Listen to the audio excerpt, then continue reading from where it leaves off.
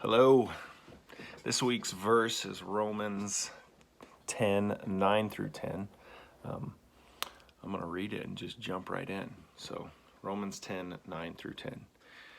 Because if you confess with your mouth that Jesus is Lord and believe in your heart that God raised him from the dead, you will be saved. For with the heart one believes and is justified, and with the mouth one confesses and is saved.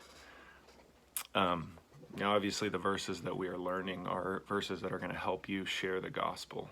That's the point in what we're doing, or the point in why we're picking these verses. And, one thing that came to mind when I was reading this morning, obviously, is the importance of sharing the gospel. But you may have heard the phrase, share the gospel continually, and when necessary, use words. And I understand the sentiment behind that statement, and that is that your actions should speak of the gospel, that the way that we live should point to the fact that we have a Redeemer and that we are saved. But there was another theologian that added to that comment, and he added, words are always necessary. And so the phrase would then sound like this: share the gospel constantly. When necessary, use words, and words are always necessary. And that is an important thing for us to consider and add to that, because I think it's easy for us to think that we are doing enough just by living pretty well. And it is good and it is important for us to do that, and that gives us a foundation to have a voice in speaking the gospel to someone else. But as the verse tells us, that when you confess with your mouth that Jesus is Lord, you believe in your heart, and then it goes on to say that, and with the mouth one confesses and is saved. You cannot confess something that you do not know.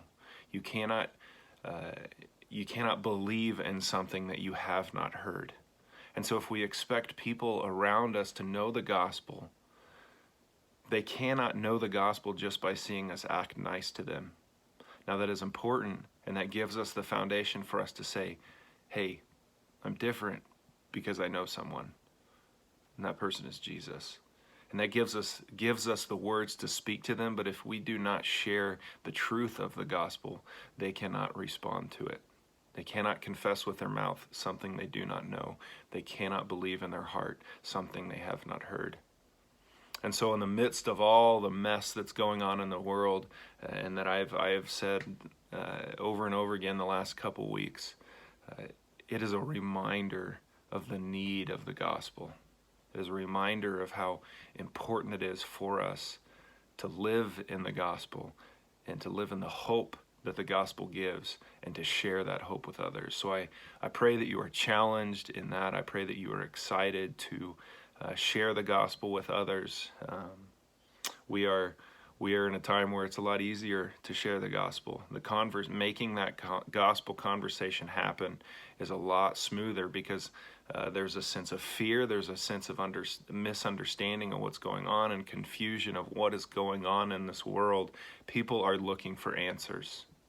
And if you know the gospel, if you know Jesus, you have the answer.